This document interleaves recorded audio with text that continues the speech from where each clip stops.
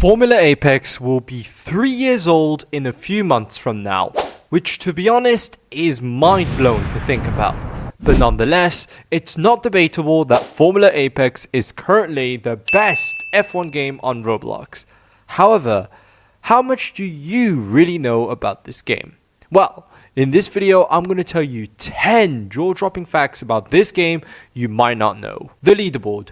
A beautifully crafted UI masterpiece, which is used to display the lap time data during quali and practice mode. But it can also be used to show the time gap between drivers during a race. However, did you know that the leaderboards in this game used to look something like this?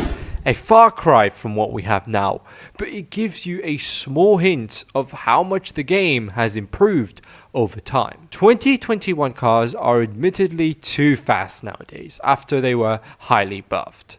On average, a 2021 car is at least a second or two faster maybe than the 2021 cars and pretty much the rest of the car collection.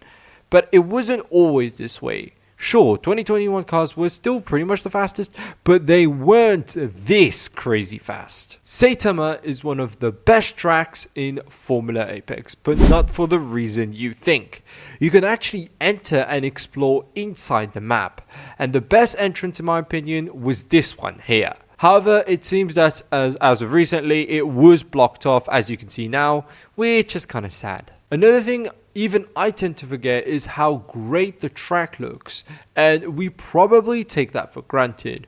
Right here, I'm going to show you a few examples of how Formula Apex tracks used to look like. With that track quality, you could be forgiven for mistaking this for maybe the old version of IFR or something like that. I mean, they weren't bad, but the difference to what we have now is insane. Nowadays, most of these tracks are nice and smooth, but this wasn't always the case. Take a look at this old clip from Hockenheim. You could see the small bumps here and there. Compare that to the modern Hockenheim, where the track is relatively smooth. This was pretty much the case for most of the tracks in the game, having bumps in random parts of the track. Some tracks were a lot worse, like Turkey and the infamous Zandvoort. I'm already getting flashbacks just thinking about this. This video is sponsored by our partners at INV Works. These guys make amazing UGC accessories, including helmets, hats, radio headsets, and tons more.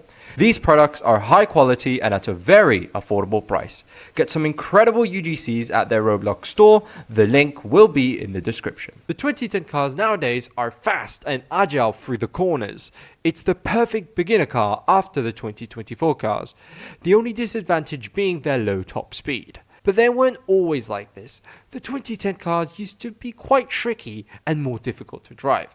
If you push the tires too much, you would get horrific oversteer as the tire wear kicks in and make it worse. But if you were conservative, the car might get understeery, but even if it didn't, you would be setting slower lap times. This short clip gives you a good idea of the speed difference between the two. Obviously, you can watch the full laps in this video linked right here. The lap time difference will genuinely blow you away. This menu system has been like this for a while now, and to be honest, it's pretty much perfect and does the job.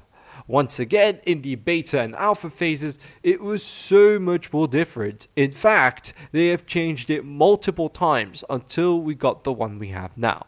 But just looking at it, you could see how we eventually got to where we are today. At the end of 2021, everyone was thinking about one thing: the brand new regulation changes that was on its way for 2022. And especially the new, bigger chassis. It was a lot more different, and as time progressed, the real-life teams were releasing their cars. And while that was happening, Project Apex released a 2022 prototype car that players could try anytime they liked. Obviously, the car was removed when the 2022 update was released. Obviously, it was like 2 years ago at this point, but I do have a faint memory of this car being like a little bit hard to drive and to control in the corners, and it could lose control sometimes. But if you do remember better than I can, please let me know in the comments down below. Nowadays, the track limits are mostly pretty fair and stops people from setting impossible lap times. But if you think they're still unfair in your opinion, you should have seen how crazy the lines were back then, and here are a few examples. Obviously, most of these were removed in the updates that followed, and it was probably for the best.